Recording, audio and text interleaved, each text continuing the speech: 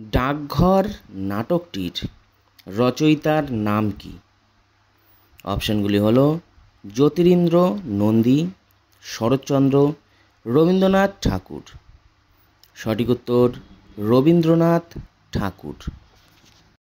কত সালে ডাকঘর নাটকটি প্রকাশিত হয়?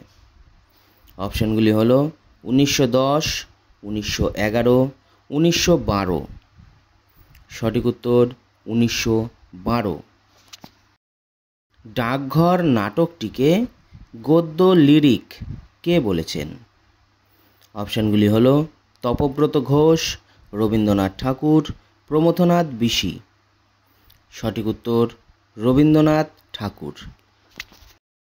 মাধব দত্ত অমলের কে হন? অপশানগুলি হলো দূর সম্পর্কীয় পিসেমশাই, দূর সম্পর্কীয় কাকা, দূর সম্পর্কীয় মেসোমশাই। সঠিক উত্তর দূর সম্পর্কীয় পিসেমশাই। অমল কোন রোগে আক্রান্ত? অপশানগুলি হলো বায়ু, পিত্ত, শ্লেষা, যক্ষা, হৃদরোগে। সঠিক উত্তর বায়ু, পিত্ত ও শ্লেষা রোগে। অমলকে কে বাইরে যেতে বারণ করেছিলেন?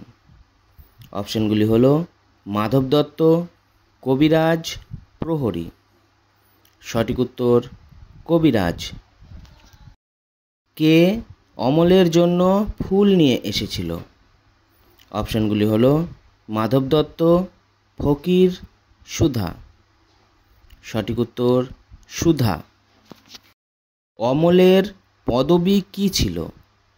অপশানগুলি হলো গুপ্তা, বোস, ঠাকুর। সঠিক উত্তর গুপ্তা। ঠাকুরদা অমলের কাছে নিজের কী পরিচয় দিয়েছিলেন?